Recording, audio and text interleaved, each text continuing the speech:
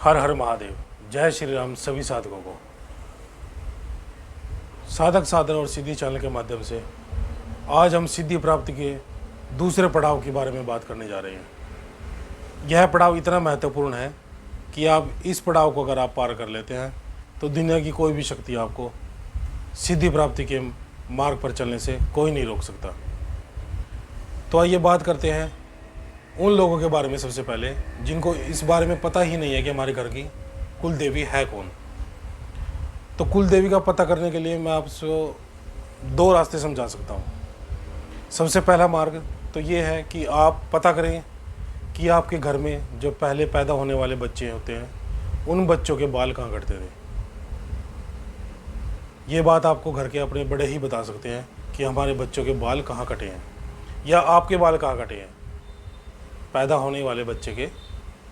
तो वो बताएंगे कि हम उस स्थान पर जाते थे, उस देवी के पास जाते थे, तो वो आपको बता देंगे कि इस स्थान पर थे, वह आपके घर की कुल देवी होती है। दूसरा उपाय, आप अगर आपके घर में बड़े बुजुर्ग नहीं हैं तो आप अपने गांव का पता करिए कि आपका गांव लास्ट में कौन था, कौन सा गांव में आप रहते थे। अब कुछ लोग कहेंगे कि हमारे जो बड़े बुजुर्ग अब गांव में कोई रहता ही नहीं है, तो इसका भी एक उपाय है। आपको एक बार अपने गांव में जाना पड़ेगा। गांव में जाइए और वहाँ पे पता करिए आपके आस पड़ोस में, घर के आसपास या घर के किसी या गांव के किसी भी बड़े बुजुर्ग से आप पूछ लीजिए कि इस गांव की कुल देवी कौन थी। इस गांव की कुल देवी आपको वो बताएंगे कि आप इस गांव में कौन सी कुल देवी पूछती थी। देखिए, क्योंकि कुल देवी कभी भी जात पात देखकर नहीं बनती।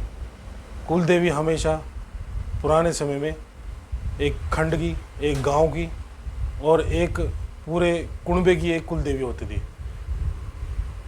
और उस गांव के अंदर आपके धोबी, मोची, जाट, लोहार सब तरह के आपके बिरादरियां वहाँ पर आपको मिलेंगी, लेकिन उन सब की कुल देवी एक ही होती थी। यह कोई जात पात देखकर नहीं बनाई जाती थी, क्योंकि पूरा गांव उस कुल देवी की पूजा अर्चना करता था और पूरा गांव ही उसके भोग प्रसाद को लगाता था, तभी वह घर की कुल देवी बनती थी और अपना आशीर्वाद उस पूरे गांव के ऊपर बना के रखती थी। यह था दूसरा तरीका। अब आपको पता चल चुका होगा कि भाई मेरी इन बातों से पता चल जाएगा कि आपके घर की कुल देवी कौन है। ठीक है, अब बात करते हैं कि कुल देवी के स्थान के ऊपर आप कितने टाइम से नहीं गए हैं या उनको आपने कितने टाइम से नहीं पूजा है। जब आप उनकी पूजा पाठ ही नहीं करी और उनके पास भोग प्रसाद ही नहीं दिया तो उसकी कृपा आपके ऊपर कैसे आएगी। वह बिल्कुल भी नहीं आ सकती। उसका एक उपाय मैं आपको बता देने जा रहा हूँ। सबसे पहले आपने करना क्या है, अपने घर की कुल देवी का आपको पता चल चुका है कि ये हमारे घर की कुल देवी, ये वाली माता हमारे घर की कुल देवी बनती है। अब बात करते हैं कि कुल देवी को खुश कैसे किया जाए। देखिए, कुल देवी हमारी एक भोग की देवी होती है। अगर आप उसको भोग प्रसाद नहीं दोगे तो वह हमेशा नाराज़ रहती है, घर में बरकत नहीं आती। घर में जो बड़े बुजुर्ग, घर में जो बच्चे होते हैं वो कभी भी शांति, सुख शांति से अपनी नौकरी, व्यापार में कभी भी उन्नति हासिल नहीं कर सकते। तो उसके लिए आपको सबसे पहले अपनी कुल देवी को खुश करना होता है। तो इसका एक सिंपल सा उपाय है। सबसे पहले आपको करना क्या है, अपने घर की कुल देवी के स्थान पर जाना बहुत ज़रूरी है। वह स्थान कोई आपका सिद्ध पीठ भी हो सकता है या किसी गांव में बना हुआ कोई स्थान भी हो सकता है। आपको सहपरिवार अपने उस स्थान पर जाएं और उनकी वहाँ पर पूजा अर्चना करें। रही बात भोग प्रसाद की, तो भोग प्रसाद के बारे में आपको किसी और से पूछने की ज़रूरत नहीं है। अपने ही गांव के लोगों से आपने पूछना है कि हमारा गांव किस तरह के भोग प्रसाद से हम अपनी कुल देवी को खुश करता था। अब आजकल के लोग क्या है, लोग तरह तरह की मिठाइयाँ दे रहे हैं, 7 तरह की मिठाई दे रहे हैं, पान पेड़ा खिला रहे हैं और तरह तरह के मिष्ठान बना करके ले जा रहे हैं। लेकिन अगर आपको यह नहीं पता कि आपकी कुल देवी का भोग पहले टाइम से क्या चढ़ता था, तो आपकी कुल देवी पहले 2 मीठे पूड़े पर खुश होती थी या 2 पताशों पर खुश होती थी, तो वह आज भी उसी भोग पर ही खुश होगी। आपको अलग से कोई भी मिष्ठान ले जाने की ज़रूरत नहीं है।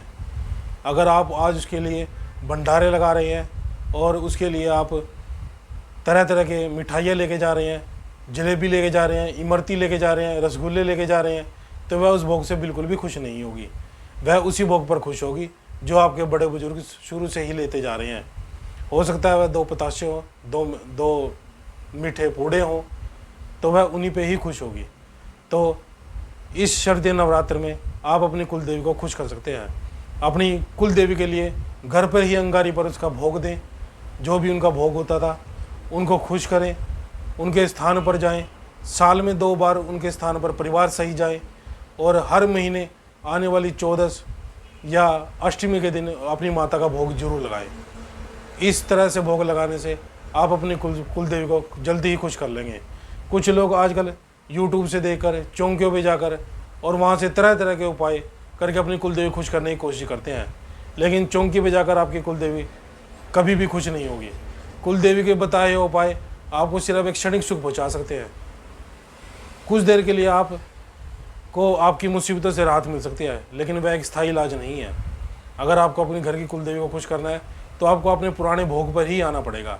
जैसे कि पहले भी मैंने कहा कि कुल देवी हमारी एक भोग की देवी है, उसको भोग और नित्य पूजा पाठ बस यही चाहिए, और वह आपकी कुल देवी माता के स्वरूप को मानकर आप उसकी पूजा अर्चना करें, वह जल्दी ही आपसे खुश हो जाएगी और आपके सारे बिगड़े हुए काम, सारे रुके हुए काम को बनाने का काम करेगी।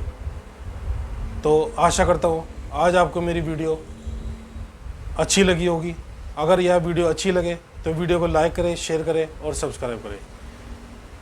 तो आज के लिए इतना ही। हर हर महादेव, जय श्री राम।